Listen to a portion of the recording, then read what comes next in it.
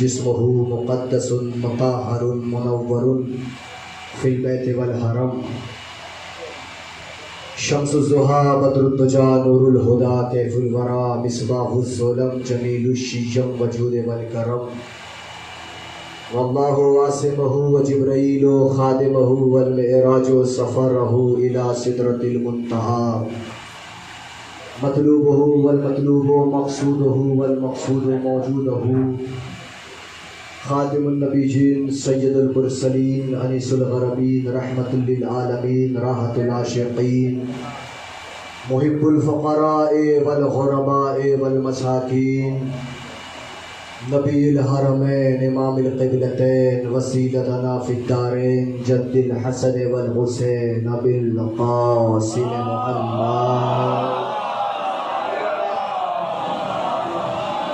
محمد وعجل فرجهم وعلى أهل بيته الطيبين الطاهرين المعصومين المظلومين المنتخبين المنتجبين على لعنة الله أعدائهم من هذا إلى قيام يوم الدين أما بعد فقد قال الله تبارك وتعالى في كتابه المجيد وهو أصدق الصادقين وقوله الحق بسم الله الرحمن الرحيم إنا أعطيناك الكوثر صلوات بر محمد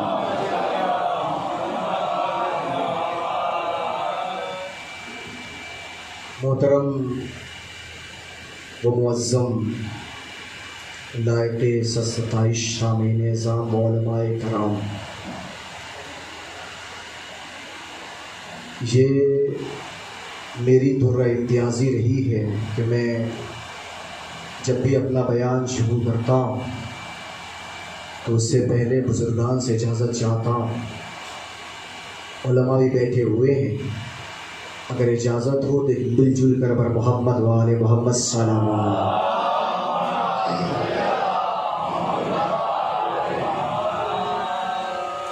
دیکھیں عزیزان ایمان، یہ ہر انسان کا کام ہونا چاہیے کہ وہ کچھ بھی پڑھے، کچھ بھی سنے، اس سے آل محمد تک پہنچے۔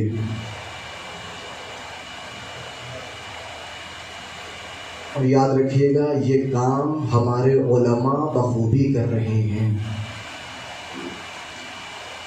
چنانچہ پہلے امام حضرت امام علی علیہ السلام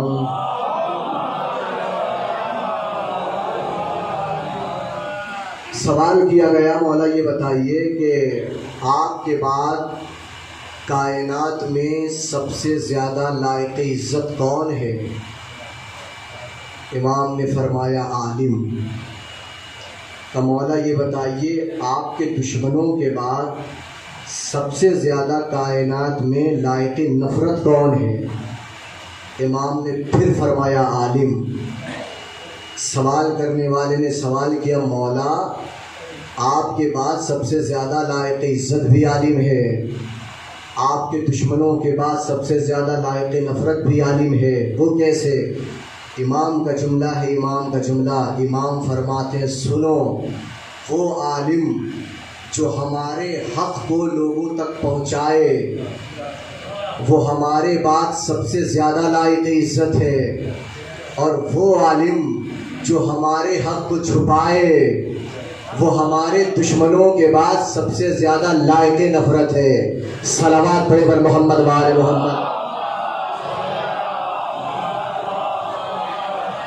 اسی لیے چھٹے امام نے ارشاد فرمایا کہ سنو، جاہلوں کے ساتھ قالینوں پر بیٹھنے سے اچھا ہے کہ تم عالموں کے ساتھ کوڑے دان پر بیٹھو۔ چھٹے امام کی حدیث ہے، عالموں کے ساتھ کوڑے دان پر بیٹھو۔ چنانچہ اسی لیے قرآن نے ایک واقعہ بیان فرمایا۔ میں گفتگو کا آغاز کر رہا ہوں یہاں سے، بس توجہات مبذول رہیں انشاءاللہ آپ کی۔ اور واقعہ یہ ہے کہ قرآن، تفسیر قرآن میں یہ ملا کہ ایک قصہ قرآن نے جو بیان فرمایا کہ ایک عالم کہ جس کا نام بلم باور ہے، اور کیجئے گا، جس کا نام بلم باور ہے، اور یہ ایسا عالم ہے کہ اس کے سینے میں علم موجود ہے، زبان میں تاثیر موجود ہے، اور ایسی تاثیر موجود ہے کہ جس کے لیے دعائیں کرتا ہے وہ دعائیں قبول ہو جاتی ہیں، جس کے لیے بد دعا کرتا ہے بد دعائیں قبول ہو جاتی ہیں۔ اتنا بڑا عالم ہے لیکن اللہ نے اس کا نام اعلان جنت کے ساتھ نہیں لیا۔ غور کیجئے گا، ساتھ رہے، اعلان جنت کے ساتھ نہیں لیا، اعلان جہنم کے ساتھ لیا، مدح کے ساتھ نہیں لیا، قدر کے ساتھ لیا، تعریف کے ساتھ اسے یاد نہیں کیا، تنقید کے ساتھ یاد کیا۔ بھائی کیوں؟ اتنا بڑا عالم ہے نا کہ جس کے لیے دعائیں کرتا ہے دعائیں قبول ہو جاتی ہے، لیکن اللہ اس کا نام مدح کے ساتھ نہیں لیتا، قدر کے ساتھ لیتا ہے۔ کیوں؟ کہ اس لیے کہ اس نے اپنے علم کا استعمال موسیٰ کے خلاف کر دیا تھا۔ اور غور کریے گا، دیکھیں موسیٰ کے خلاف کر دیا تھا۔ وہیں سے ہمیں معلوم چلا کہ چاہے شخصیت جتنی بڑی ہو، اگر معصوم کے مقابل میں آ جائے گی تو جہنمی ہو جائے گی۔ اور کیجئے گا، ذرا ساتھ لگتے رہے، محسوس ہوتے رہیں گے آپ۔ جتنی بڑی شخصیت ہو، لیکن قرآن ہی خاموش نہیں ہوا۔ علماء آگے تفسیر لکھتے ہیں، علماء بیان فرماتے ہیں کہ بلعام باور تو جہنم میں جائے گا، لیکن اس کی ایک سواری ہے گدھا، وہ جنت میں جائے گا۔ اور کیجئے، بلعام باور جہنمی، اس کی سواری گدھا جنتی کا۔ کیوں؟ کہ اس لیے کہ یہ جس سواری پر بیٹھ کر موسیٰ کے خلاف جانے والا تھا، اس سواری نے اپنے قدم کو آگے بڑھانے سے انکار کر دیا۔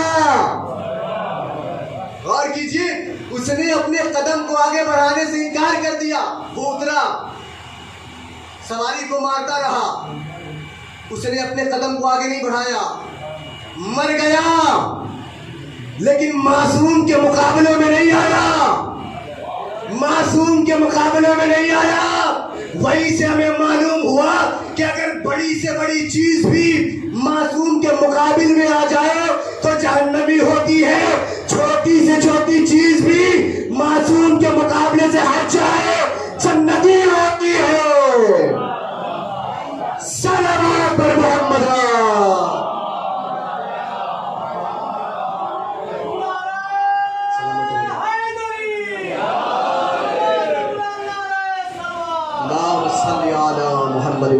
محمد معجل فرجم۔ توجہ کریں عزیزان ایمان، دیکھیں شریعت نے عالموں کا حق رکھا ہے۔ عالموں کا کیا رکھا ہے شریعت نے؟ ان کا احترام کرو، ان کا احترام کرو، اور سنو وہ عالم ہیں لہٰذا ان سے سوال کرو۔ عجیب شریعت ہے، شریعت حقوق رکھتی ہے، حقوق۔ عالموں کا حق یہ کہ ان کا احترام کرو، اور شریعت ہی خاموش نہیں ہوئی بلکہ شریعت نے والدین کا بھی حق رکھا ہے، عالموں کا بھی حق رکھا ہے، بھائی کا بھی حق رکھا ہے، بہن کا بھی حق رکھا ہے، سب کا حق رکھا شریعت نے۔ اور یاد ہے کہ والدین کا شریعت نے اتنا حق رکھا کہ شریعت کہتی ہے اگر والدین مستحبات سے منع کر دیں تو اب مستحب کام کو انجام دینا تمہارے لیے ثواب نہیں رکھتا۔ اور کیجئے ذرا سا، دیکھیں میں کیا بیان پیش کر رہا ہوں۔ شریعت یہ کہتی ہے کہ اگر والدین مستحبات سے منع کر دیں تو مستحب کام تمہارے لیے انجام دینا ثواب نہیں رکھتا۔ بھائی خوشبو لگانا کیا ہے؟ مستحب ہے۔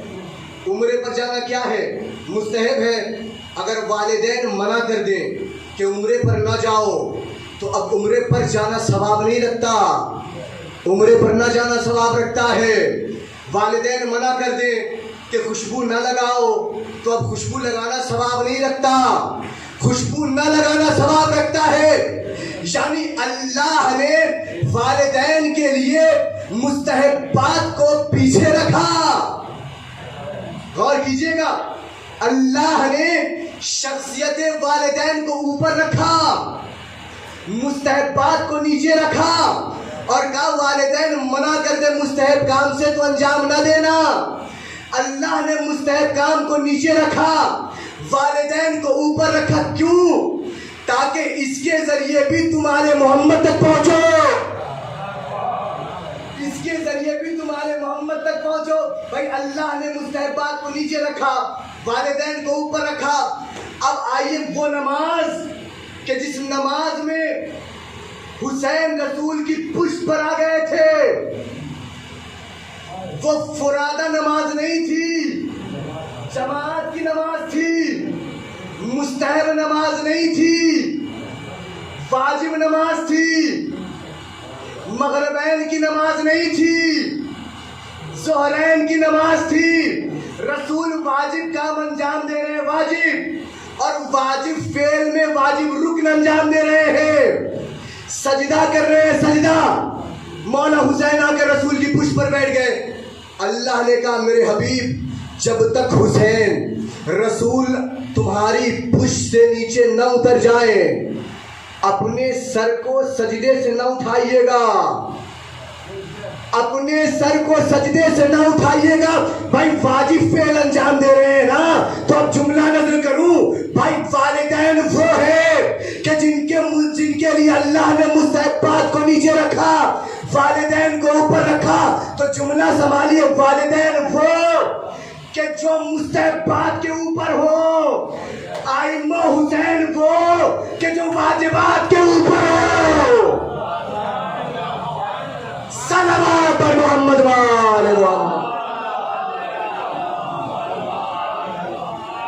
اور کر رہے عزیزان ایمانہ، میں کہاں سے کہاں آپ کو لے کر آ رہا ہوں. بس توجہات منظور رہے، انشاءاللہ تشنہ نہ ہوں گے، فضائل کے گوشے اپنی آغوش میں لے کر اٹھیں گے یہاں سے. اللہ نے والدین کا حق رکھا ہے، لیکن اللہ نے والدین کا حق ضرور رکھا ہے، لیکن شریعت میں دونوں کا حق برابر نہیں رکھا. ماں کا مرتبہ شریعت نے زیادہ رکھا ہے، باپ کا مقام شریعت نے ماں کے مقابل کم رکھا ہے. بھائی کیوں یہ شریعت میں ماں کا مقام زیادہ کیوں، ماں کا مرتبہ زیادہ کیوں، باپ کا مقام کم کیوں؟ کہا اس لیے کہ مرتبے کی بنیاد ہے احسان. احسان کی بنیاد پر والدین کے حق رکھے گئے ہیں. بھائی احسان کی بنیاد پر کیوں رکھے گئے ہیں؟ احسان تو باپ نے بھی کیا ہے، احسان تو ماں نے بھی کیا ہے، احسان دونوں نے کیا، لیکن ماں کا مرتبہ زیادہ کیوں، باپ کا مقام کم کیوں؟ کہا اس لیے کہ باپ نے احسان کیا، مگر باپ نے احسان تمہاری ولادت کے بعد کیا.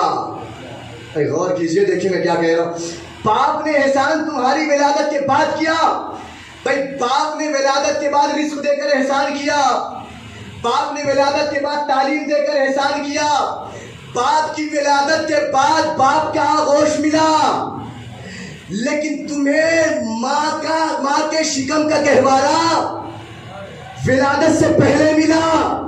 بھائی باپ نے رزق دے کر احسان کیا ولادت کے بعد، ماں نے ولادت سے پہلے خون جگر پلایا.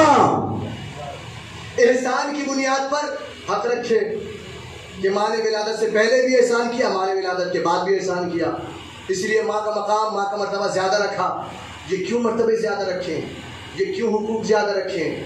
کہا اس لیے کہ اس کے ذریعے بھی تمہارے محمد تک پہنچو. غور کیجئے گا، اس کے ذریعے بھی تمہارے محمد تک پہنچو. اب دیکھو احسان کی بنیاد پر حق رکھے گئے تو تم ذرا سوچو کہ کیا کوئی ایسی ترازو بنی جو ابو طالب کے احسان کو تولے؟ غور کیجئے گا، دیکھیے بزرگان سے دعائیں چاہوں گا میں. کیا کوئی ایسی ترازو بنی کہ جو ابو طالب کے احسان کو تولے؟ لیکن روایتیں تو آئی حضور، روایتیں تو آئیں کہ رسول کے ساتھ انہوں نے یہ احسان کیا، رسول کے ساتھ انہوں نے یہ احسان کیا، رسول کے ساتھ انہوں نے یہ احسان کیا. بھائی رسول کے ساتھ جس نے جو احسان کیا اعلان رسالت کے بعد کیا،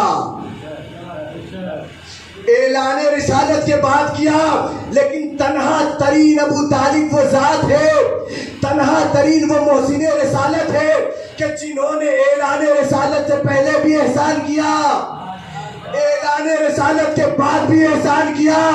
اعلان رسالت سے پہلے کفالت رسول کی، اعلان رسالت کے بعد حفاظت رسول. صلوات پر محمد اور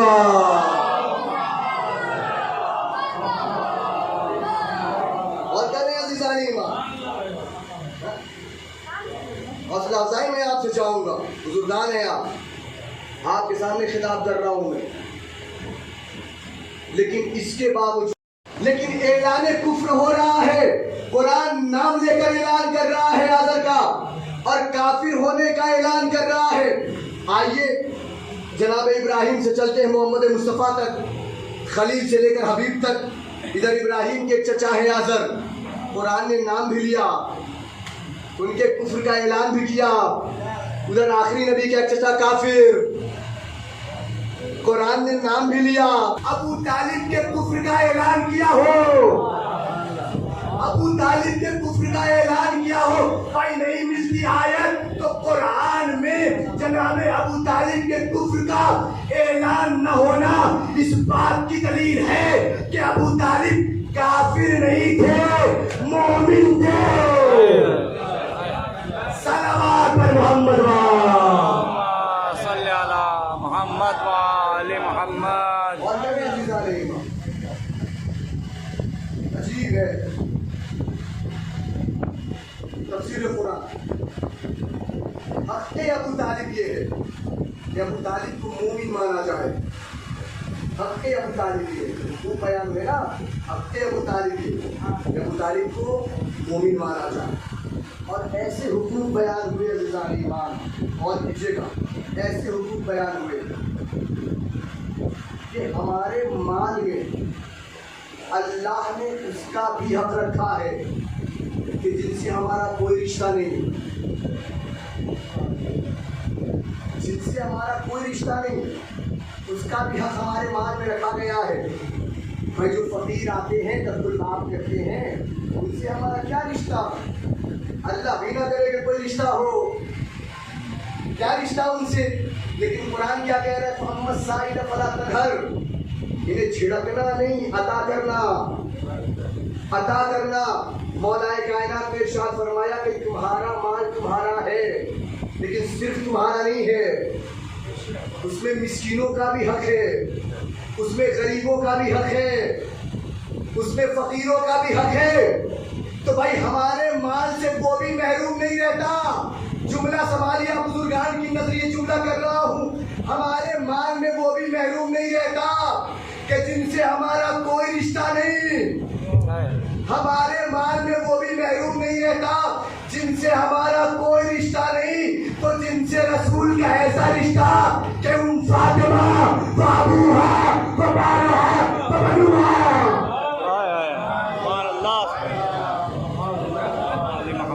صلوات پڑھیے مل جل کر محمد اللہم صلی علی محمد وآل محمد۔ وہ بھی ہمارے مال میں محروم نہیں، تو جس سے رسول کا ایسا رشتہ کہ ام فاطمہ وابوہا وبالہا وبنوہا، وہ بیٹی کیسے اپنے بابا کا حق نہ، اور جو کر رہے ہیں عزیزان، اور کیجیے گا چھوڑیے اس بات کو، علماء بتائیں گے کہ شہزادی کونین کا فطر تھا یا نہیں تھا، یہ علماء بتائیں گے، میری اب اتنی اوقات نہیں کہ میں دعویٰ کر سکوں، علماء بتائیں گے۔ لیکن ایک سوال میرا آپ سے یہ ہے کہ مجھے بتائیے کیا شہزادی نے دعویٰ کیا تھا یا نہیں کیا تھا؟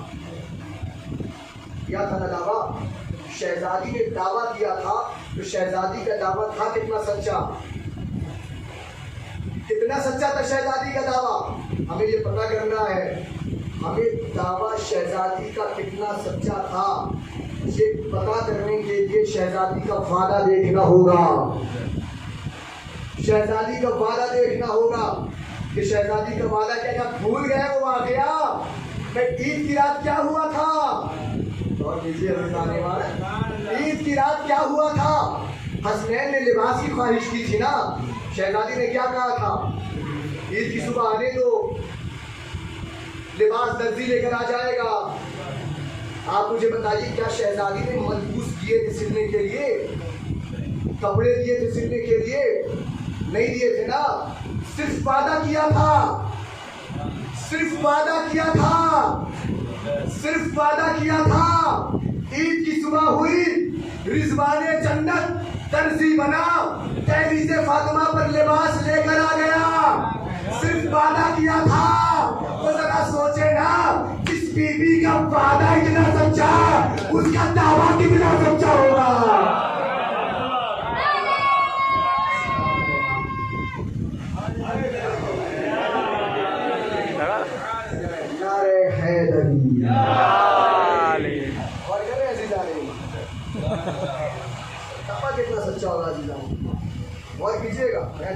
مختلف گوشے آپ کی خدمت میں پیش کر رہا ہوں. بزرگان ہیں آپ, گوشے سماعت کرتے جائیے گا انشاءاللہ. حق رکھے ہیں شریعت میں. دعویٰ شہزادی نے کیا ہے. شہزادی کا دعویٰ تو شہزادی کا دعویٰ ہے. ایک دعویٰ اور قرآن نے پیش کیا. وہ کون سا دعویٰ ہے؟ جناب عیسیٰ مریم کی آغوش میں ہے. دعویٰ کر رہے ہیں. کیا دعویٰ؟ 3 دعوے کیے ہیں. کون سے دعوے کیے ہیں؟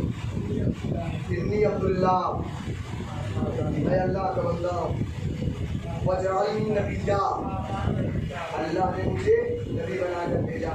آتانی کتاب, اللہ نے مجھے کتاب دی ہے. کتاب دی ہے, کتاب دے کر بھیجا ہے.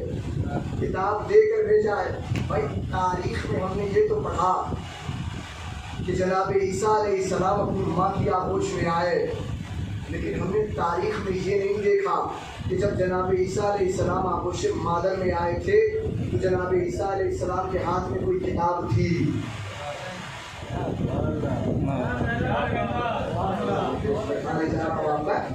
کوئی کتاب تھی, لیکن جناب عیسیٰ کیا کہہ رہے ہیں؟ اللہ نے مجھے کتاب دے کر بھیجا ہے. بھائی جناب عیسیٰ علیہ السلام کے آغوش میں انجیل نہیں ہے. انجیل آئے گی کب؟ جب جناب عیسیٰ 30 سال کے ہو جائیں گے تب. جناب عیسیٰ 30 سال کے ہوں گے تب انجیل آئے گی. لیکن کہہ کیا رہے ہیں؟ اللہ نے مجھے کتاب دے کر بھیجا ہے. کتاب دے کر بھیجا ہے. جناب عیسیٰ علیہ السلام شان معصوم سمجھا رہے ہیں کہ شان معصوم یہ ہے کہ معصوم پر نزول کتاب بعد میں ہوتا ہے, علم کتاب پہلے ملتا ہے. جملہ سنبھالیے گا. شان معصوم یہ کہ معصوم پر نزول کتاب بعد میں ہوتا ہے, علم کتاب پہلے ملتا ہے. علم کتاب پہلے ملتا ہے. اب ہم سے کوئی نہ پوچھے کہ علی نے آغوش میں آتے ہی پورا قرآن کیسے سنا دیا.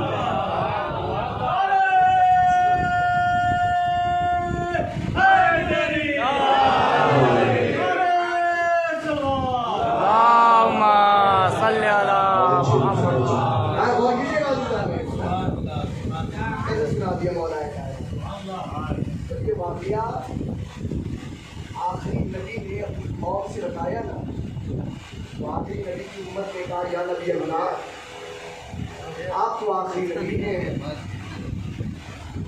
جناب عیسیٰ سے افضل ہیں. جناب عیسیٰ جب آئے تھے تو اپنی ماں کی آغوش میں آ کر بولے تھے آپ آخری نبی ہیں, تو آپ کیوں نہیں بولے؟ آپ نے کوئی کلام کیوں نہ دیا ماں کی آغوش میں؟ رسول خدا نے فرمایا احمق, عیسیٰ اس لیے بولے تھے کہ مریم کی عصمت زد میں تھی. مریم کی عصمت زد میں تھی. ہم وہیں سے سمجھے کہ اگر کوئی معصوم کسی معصوم کی آغوش میں آ کر بولتا ہے تو اپنی فضیلت کے لیے نہیں بولتا, معصوم کی حفاظت کے لیے بولتا ہے. اپنی فضیلت کے لیے نہیں بولتا, معصوم کی حفاظت کے لیے بولتا ہے. بھائی عیسیٰ نے بول کر عصمت مریم کی دلیل دی, علی نے بول کر نبوت محمد کی دلیل, نبوت محمد کی دلیل دی مولا کائنات. اسی لیے تو علماء نے سارے بیان فرمایا کہ نبوت کا تحفظ 2 شخصیتوں نے کیا. کیا تو ذات ابو طالب نے یا پھر ذات خدیجہ کبریٰ نے, یہ جملہ بندو, یا تو ابو طالب کی آل نے یا جناب خدیجہ کی مال نے. اسی لیے تو قرآن نے آیت نازل کی. اسی لیے قرآن نے کہا فَوَجَدَكَ عَائِلًا فَاغْنَىٰ, میرے حبیب کو مال سے محروم نہ کہنا. مفسرین نے لکھا کہ اس آیت کا پس منظر یہ ہے کہ رسول کے پاس مال نہیں تھا, رسول کے پاس دولت نہیں تھی, رسول کے پاس ثروت نہیں تھی, لیکن جب جناب خدیجہ کا مال حاصل ہوا تو اللہ نے آیت نازل کر دی اور کہا خبردار میرے حبیب کو مسکین نہ کہنا، نادار نہ کہنا۔ غور کیجئے گا بھئی ہم کیسے مانے، یہ ہماری بات ہو نہیں۔ امام فخر الدین رازی نے تفسیر الکبیر میں تحریر فرمایا کہ یہ جو اللہ نے اپنے حبیب کو مالدار بنایا تو امت کے خزانے سے نہیں بنایا، خدیجہ کی دعوت سے بنایا۔ سبحان اللہ۔ جناب خدیجہ کی دولت سے بنایا۔ لیکن رسول کے اوپر دو اعتراض ہوئے، دو اعتراض۔ پہلا اعتراض یہ ہوا کہ رسول کے پاس مال نہیں ہے، غور کیجیے گا۔ دوسرا اعتراض رسول کے پاس مال نہیں ہے۔ دو اعتراض تھے، اللہ نے دو آیتیں بھیج دی۔ فَوَجَدَكَ عَائِلًا فَأَغْنَىٰ، میرے حبیب کو مال سے محروم نہ کہنا۔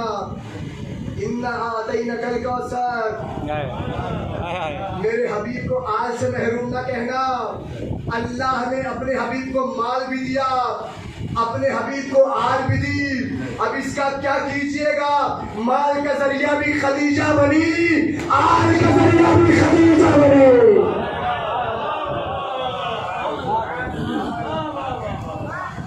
مل جل کے پر محمد والے محمد صلی اللہ علیہ وسلم۔ نعرہ حیدری، نعرہ خیبری، نعرہ صفدری، آواز بلند نعرہ سلوات۔ دو اعتراض تھے، اللہ نے دو آیتیں دی۔ میرے حبیب کو مال سے محروم نہ کہنا، اِنَّا أَعْطَيْنَاكَ الْكَوْثَرَ، میں اپنے حبیب کو آل عطا کر رہا ہوں، انہیں آل سے بھی محروم نہ کہنا۔ علماء کہتے ہیں، علماء لفظ کوثر ہے نا، لفظ کوثر یہ عربی ادب کے اعتبار سے مصدر ہے۔ مصدر اس لفظ کو کہتے ہیں کہ جس سے سب نکلے وہ خود کسی سے نہ نکلے، وہ خود کسی سے نہ نکلے۔ کوثر سے مراد کون ہے؟ شہزادی فاطمہ۔ کوثر اس لفظ کو کہتے ہیں کہ جس سے سب نکلے وہ خود کسی سے نہ نکلے۔ اسی لیے آپ نے دیکھا نہیں، تمام انبیاء کے نور کسی نہ کسی نبی کے صلب سے ہو کر آخری رسول تک پہنچے ہیں۔ تنہا نور نور فاطمہ ہے کہ جس کو لینے کے لیے اللہ نے اپنے حبیب کو معراج پر بلا لیا، معراج پر بلا کر نور عطا کیا، شہزادی کا نور عطا کیا۔ میں زیادہ وقت نہیں دوں گا، میں دھیرے دھیرے قریب آ رہا ہوں منزل سے۔ علماء نے لکھا کہ کوثر کے دو معنی، یوں تو بہت سارے معنی لیے گئے ہیں مراد، لیکن چونکہ مجھے دو معنی کے ذہن میں آپ سے گفتگو کرنی ہے، میں وہ پیش کر کے اس کے بعد اپنی رحمتیں تمام کر دوں گا آپ کی خدمت میں۔ دو معنی کوثر کے، پہلے معنی کوثر کے ہیں نسل کثیر، اور کیجیے گا بزرگان سے توجہ۔ پہلے معنی کوثر کے ہیں نسل کثیر، دوسرے معنی کوثر کے ہیں خیر کثیر۔ نسل کثیر یعنی کیا؟ یعنی جس سے بہت زیادہ نسل ہو، یہی تو ہے نا نسل کثیر کا مطلب ہے، جس سے بہت زیادہ نسل ہو۔ اچھا پہلے بات ادھوری رہ جائے گی اگر میں اسی تفسیر اس آیت کی تفسیر میں آپ کی خدمت میں پیش کروں اور اس آیت کا منظر نہ بیان کروں۔ عاص بن وائل لعنتی مکی کی گلیوں میں ٹہل کر کہتا تھا لوگوں سے کہ تم گھبراتے کیوں ہو، رسول دین اسلام کی تبلیغ کر رہے ہیں نا، گھبرانا نہیں، آج رسول ہے تو اسلام کی تبلیغ ہو رہی ہے، چونکہ رسول تو ابتر ہے، کوئی اولاد نہیں ہے، کل رسول نہ ہوں گے تو اسلام کی تبلیغ رک جائے گی، اسلام کی تبلیغ نہ ہو پائے گی، رسول تو ابتر ہیں۔ یہ بات سن کر رسول کے دل کو ٹھیس لگتی تھی، اللہ سے دعا کی، اللہ نے فرمایا اِنَّا أَعْطَيْنَاكَ الْكَوْثَرَ، میرے حبیب ہم نے تمہیں فاطمہ کی شکل میں کوثر دیا، ہم نے تمہیں فاطمہ کی شکل میں کوثر دیا، اب میرے حبیب میں نے تمہیں فاطمہ کی شکل میں نسل کثیر دی، اور میرے حبیب فاطمہ کی شکل میں میں تمہیں ایسی نسل عطا کروں گا کہ کائنات میں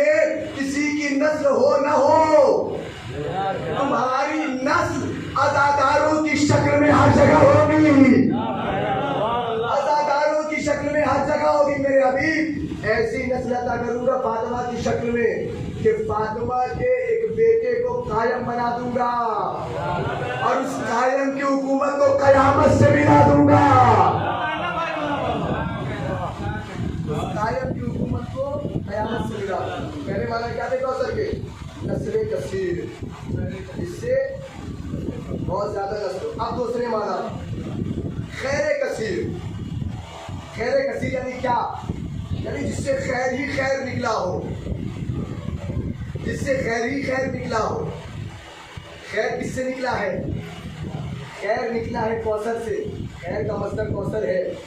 خیر نکلا ہے کوثر سے. کوثر کون ہے؟ شہزادی فاطمہ الزہرا.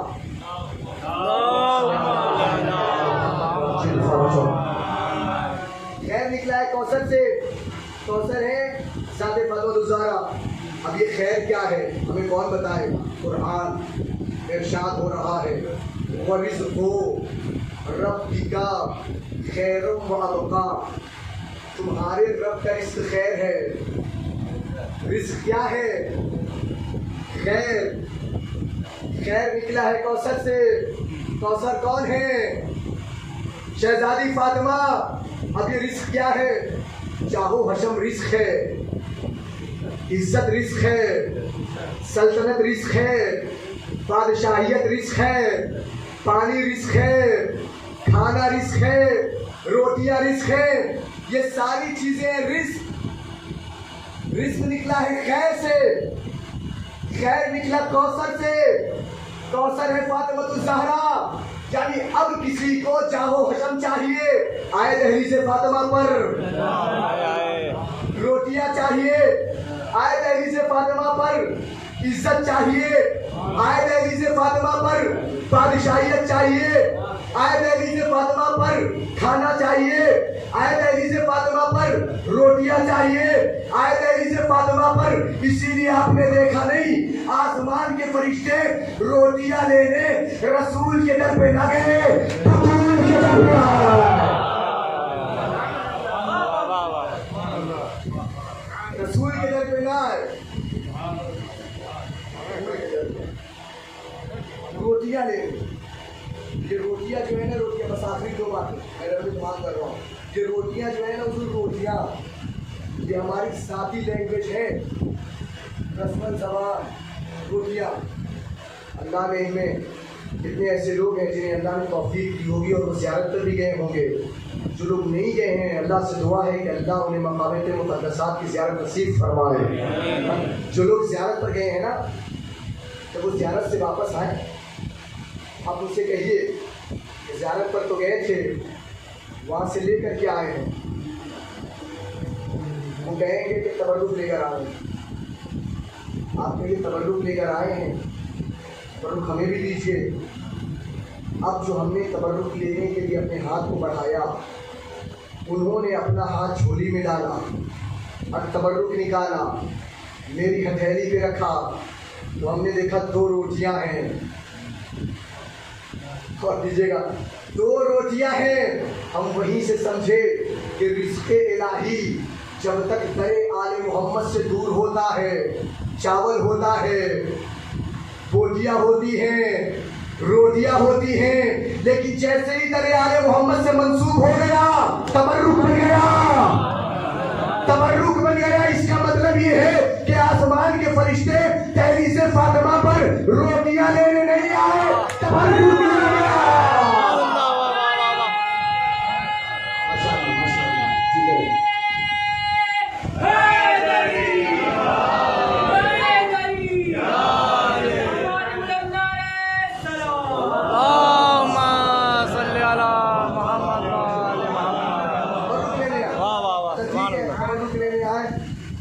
تبرک لیا ہے یہ لے کر کہا گئے ملائکہ، یہ جو تبرک لیا ہے شہزادی کی تحریر سے لے کر کہا گئے. علماء نے لکھا کہ یہ تبرک شہزادی کی تحریر سے لے کر جنت میں گئے ہیں.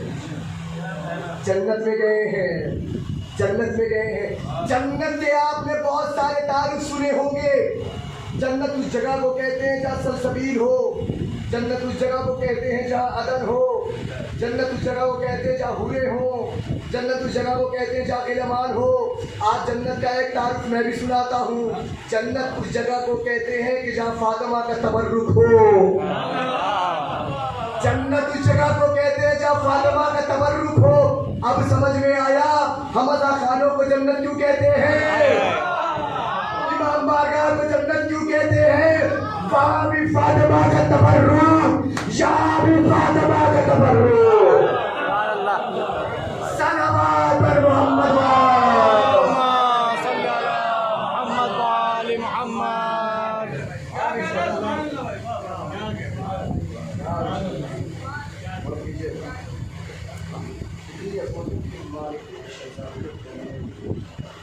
رسول جیسی شخصیت سراپا استقبال میں کھڑی ہو جائے۔ اب یہ کہہ رہے ہیں بس آخری بات، تو بہت ساری چیزیں تھیں لیکن آپ کی زحمتوں کو بھی خیال رکھیں اور بندے کریں۔ رسول سراپا تعظیم کھڑے ہو جاتے اور یوں ہی نہیں کھڑے ہوتے بلکہ کہتے تھے فاطمہ منی، فاطمہ مجھ سے ہیں، فاطمہ منی، فاطمہ مجھ سے ہیں۔ شعراء بھی بیٹھے ہوں گے یہاں پر۔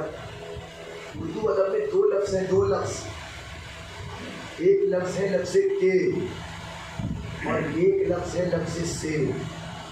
یا رسول نے فرمایا فاطمہ مجھ سے ہیں، ذہن میں رکھیے گا، دو لفظ ہیں، ایک لفظ کے ایک لفظ سے۔ ان دونوں لفظوں کے درمیان بلکہ ان دونوں لفظوں کے بغیر اردو ادب میں کلام کرنا، بات کرنا ناممکن تو نہیں، مشکل ضرور ہوتا ہے۔ اور ان دو لفظوں کے درمیان فرق، باریک سا فرق ہے۔ فرق کیا ہے؟ فرق یہ ہے کہ اگر وجود سے لفظ کے ہٹ جائے وجود میں فرق نہیں پڑے گا، اگر لفظ سے ہٹ جائے فرق پڑ جائے گا۔ میں نے ساتھ پورا بات واضح ہو جائے گی، گھروں میں سب کے قرآن موجود ہوگا، آپ چاہیے قرآن کے اوپر سے قرآن کا غلاف نکال لیجیے، قرآن میں فرق پڑ جائے گا، پڑ جائے گا نہیں پڑے گا نا؟ اسی قرآن سے دو ورق نکال لیجیے، اب فرق پڑ جائے گا۔ کیوں؟ اس لیے کہ غلاف قرآن کا ہے، ورق قرآن سے ہے۔ آخری بات پیش کرو، غلاف قرآن کا ہے، ورق قرآن سے ہے۔ اسی طرح صحابہ رسول کے ہیں، لوگ رسول کے ہیں، یا رسول کے ہیں، رسول سے ہے، حسین رسول سے ہے، علی رسول سے ہے۔ صلوات پر محمد صلی اللہ محمد وآل محمد۔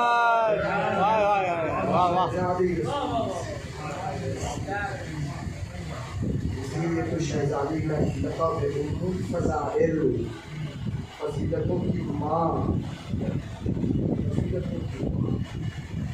مکے کا لقب ہے القرآن، فضیلتوں کی ماں۔ قرآن میں ایک سورہ ہے سورہ حمد، اس کا لقب ہے الکتاب، کتاب کی ماں۔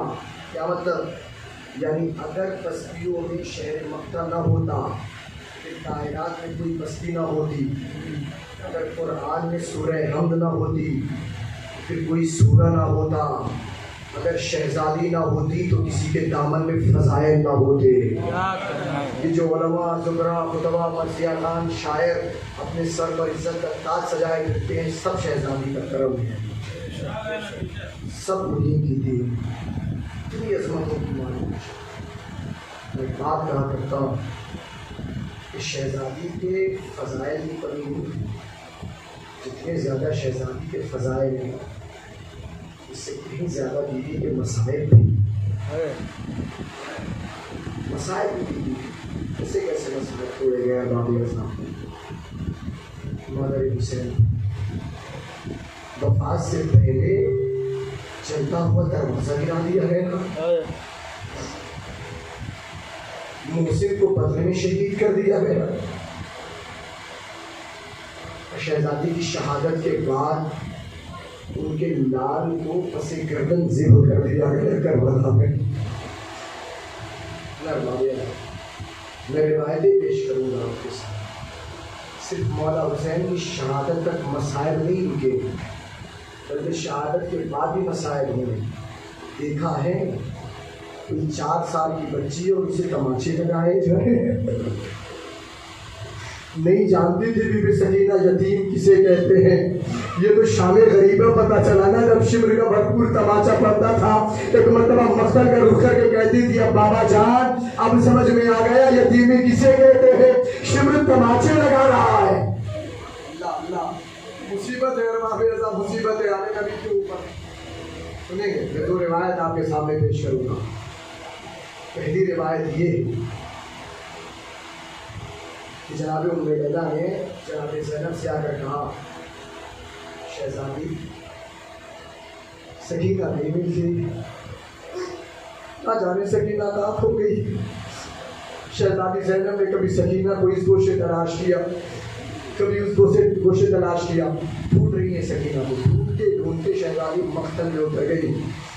جب مقتل میں پہنچی تو کیا دیکھا سکینہ ہے باپ کے قدموں پہ سر رکھ کر سو رہی ہے. باپ کے قدموں پہ سر رکھ کر سو رہی ہے. زینب تڑپ گئی. اٹھایا سکینہ میری لاڈلی تم تو بابا کے سینے پہ سویا کرتی تھی یہ بابا کے قدموں پہ سر رکھ کر کیوں سو رہی ہو. جب میں روتی ہوئی سکینہ نے کہا پھوپھی اماں میں کیا کروں بابا کے سینے میں اتنے تیر پیوستہ ہے. اے پھوپھی اماں ارے سر رکھنے کی جگہ نہیں ملتی. ارے بابا کے قدموں پہ سر رکھا 4 سال کے حسین کی یتیمہ سو رہی ہے. ہائے زینب کیسے برداشت کرے گا بابی رضا شہزادی زینب. دوسری روایت یہ 11 محرم کو سیلانیوں کو پانی ملا تھا. جب پانی ملا نا تو جناب زینب نے چھوٹے چھوٹے بچوں کو خرید بلا کر کہا بچوں تم نے پانی سب سے پہلے وہ پیے گا جو سب سے چھوٹا ہوگا. سکینہ سن رہی تھی. ننا سر کوزہ اٹھایا پھوپھی کے پاس آئی. جناب زینب نے پانی دیا. سکینہ کوزہ میں پانی لے کر مختل کی طرف بڑھی. جناب زینب نے دیکھا نا ایک مرتبہ تڑپ گئی. تڑپ کر پوچھا سکینہ لاڈلی ارے مختل کی طرف کیوں جا رہی ہو. ایک مرتبہ سکینہ نے کہا پھوپھی اماں ابھی نے تو کہا تھا نا کہ تم میں سب سے پہلے پانی وہ پیے گا جو سب سے چھوٹا ہوگا. اے پھوپھی اماں ارے مجھ سے چھوٹا میرا بھیا علی اصغر. اے پھوپھی اماں ارے میں پہلے اپنے بھیا کو پانی پلاؤں گی پھر خود پانی پیو گی. ہائے سکینہ کو کوئی کیسے سمجھا ہے اس کا بھائی مارا گیا. ارے گردن کاٹ کر لوگے نیزہ پہ بلند کر دیا گیا. ہائے سکینہ بھائی کی شہادت کیسے برداشت کرے.